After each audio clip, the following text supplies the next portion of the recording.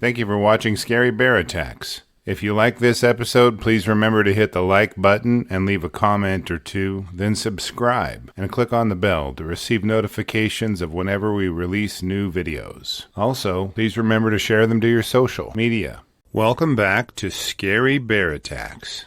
Today's episode takes us to southwest Alaska and a small island just nestled into Uganik Bay of Kodiak Island.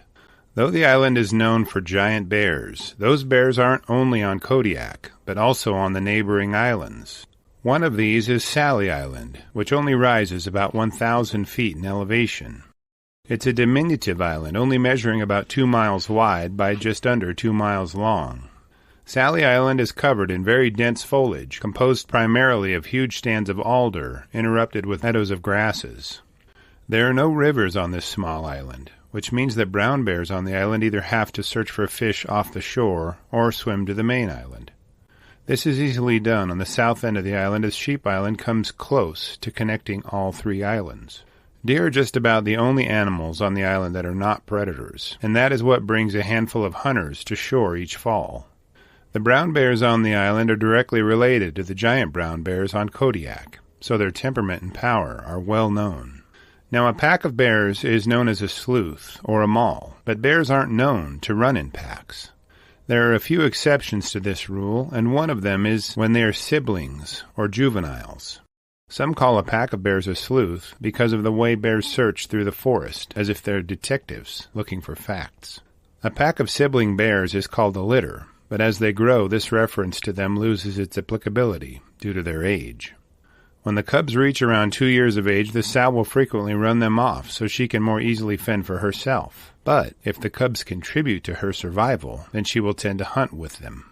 When the litter becomes a sleuth, and their mother manages to keep the litter together and raise them into juvenile bears, they can remain with her as a dangerous and efficient killing team. When a sow has a litter of cubs, the litter is usually between 1 and 3 in number.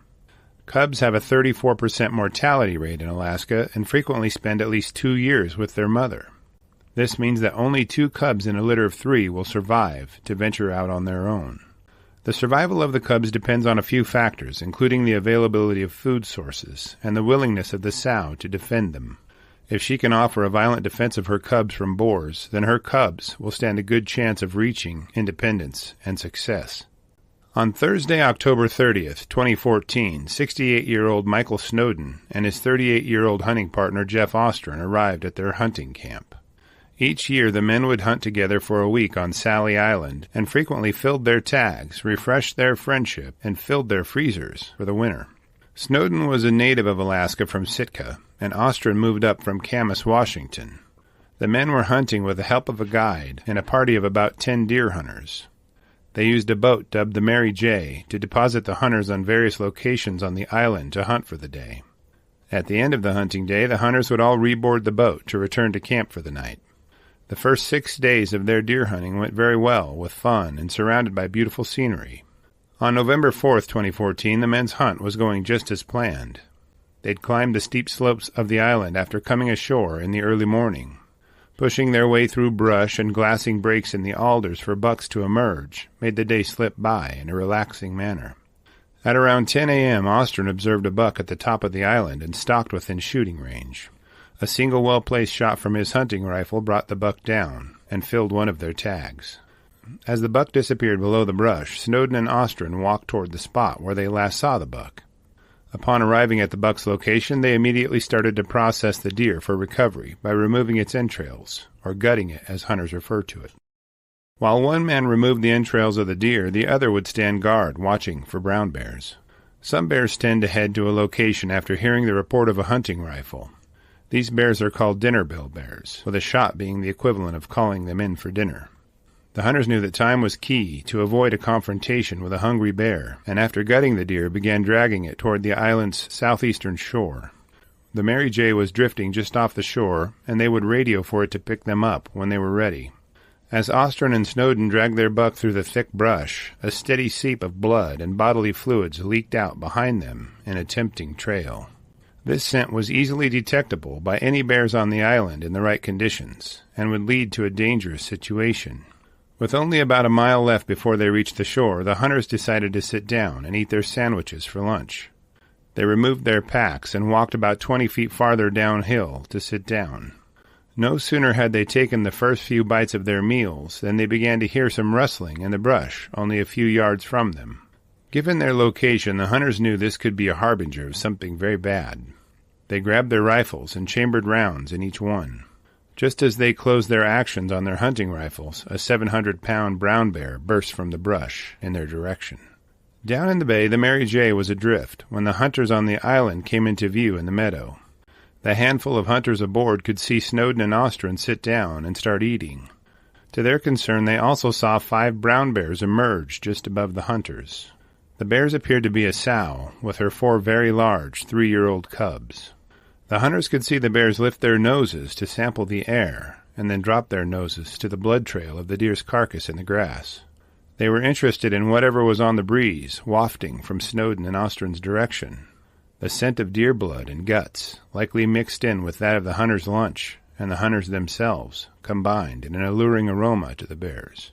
The hunters aboard the Mary J. immediately radioed Ostrin and Snowden, but they received no answer. Unbeknownst to the boat, they had turned off their radio while they were packing the deer out and planned to turn it back on to contact the vessel after reaching the shore. The hunters decided to try to signal Snowden and Ostrin by firing their hunting rifles into the air as a warning. It was deer season, and the report of deer hunting rifles wasn't out of the ordinary. Snowden and Ostrin passed off the rifle shots as nearby deer hunters pursuing their quarry. It was then that the hunters aboard the Mary J. noticed that the sow had finally caught the scent she was searching for on the breeze. Once she figured out where the scent was coming from, she dashed directly toward the source with amazing speed. When the hunters on the Mary J. witnessed the sow running toward Snowden and Ostrin, they knew they had to do something to help. The boat was pointed ashore, and they began scrambling up the steep slope toward the deer carcass. Back at the deer carcass, as soon as the bushes began to rustle and the men chambered rounds in their hunting rifles, the angry sow had busted from the brush. Snowden fired off a hip shot as a warning to her, but it missed striking the bear. Before he could do much else, the sow had tackled him to the ground, biting and scratching his body wherever she could reach. Between Snowden twisting and kicking, and the sow's jaws snapping and her claws slashing, the sow had ended up with a vice-like grip on his hamstring. He could feel her teeth punch through the outermost layer of tissues, then click together. She violently shook her massive head back and forth, tossing Snowden around along with it. As the sow jerked him back and forth, Snowden lost his grip on his hunting rifle. He desperately tried to flick the leather strap securing his revolver to its holster on his chest, but due to the jostling, was unable to loosen it. She pulled him down the slope a few yards during the furious attack before the 1.5-pound chunk of the man's flesh tore loose. As Ostrin watched his friend being mauled by the sow, he tried to find a way to shoot her without injuring Snowden. He decided a rump shot would distract the bear and fired into her rear end, hoping to break her hips and immobilize her. The bear didn't release Snowden, so Ostrin chambered another round and fired into the bear's ribs. The sow and Snowden began tumbling down the hill for a short distance after Ostrin's second bullet struck her. During this tumble, they separated from each other a few yards, allowing Ostrin to fire a third shot, killing the sow. By now the bear and both of the men were a few yards down the hill from where the attack had started.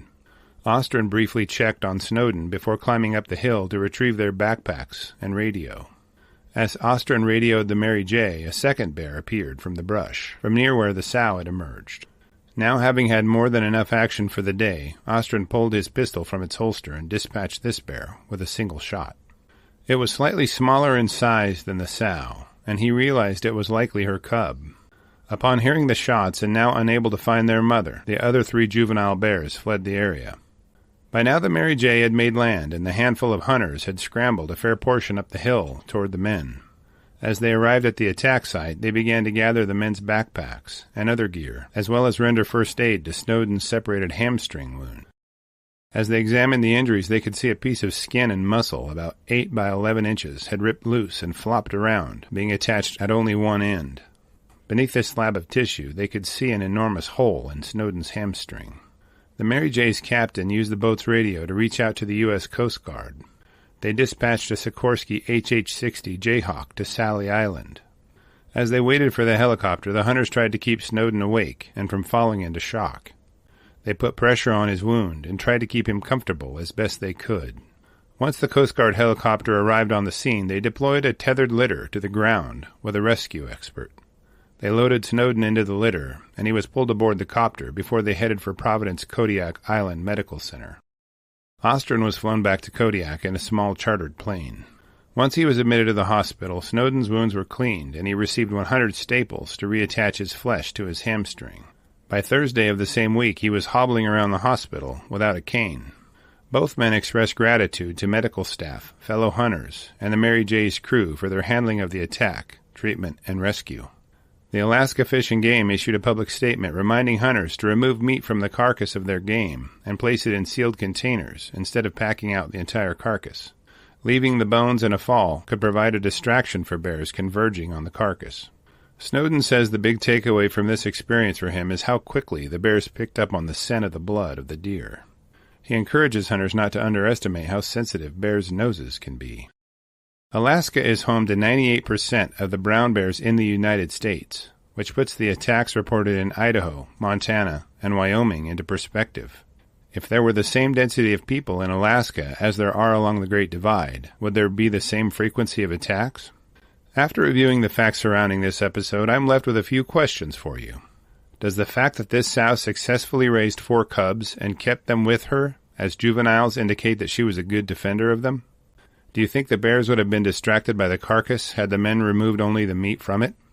Would the hunters have made it safely to the shore if they hadn't stopped to eat, or would the bears have caught them before that? What do you think would have happened had the hunters dropped into a fetal position and just waited for the bears to leave? Tell me what would go through your mind if you were covered in deer blood and guts as you watched 5 brown bears emerge from the brush only a few yards from you. I will gladly read and respond to your thoughts, so please post them in the comments section below, and let's talk about it. Thank you for watching Scary Bear Attacks. If you've enjoyed this episode, please consider clicking on the like button and clicking on the bell icon. We'll help you know when we post our new episodes. Posting our video links to your social media profiles furthers awareness, and it's fun. We slashed our prices in our merch store, linked below, so check out the bargains there while you shop. As a member of our human community, remember to adventure bravely and be careful out there, especially in bear country.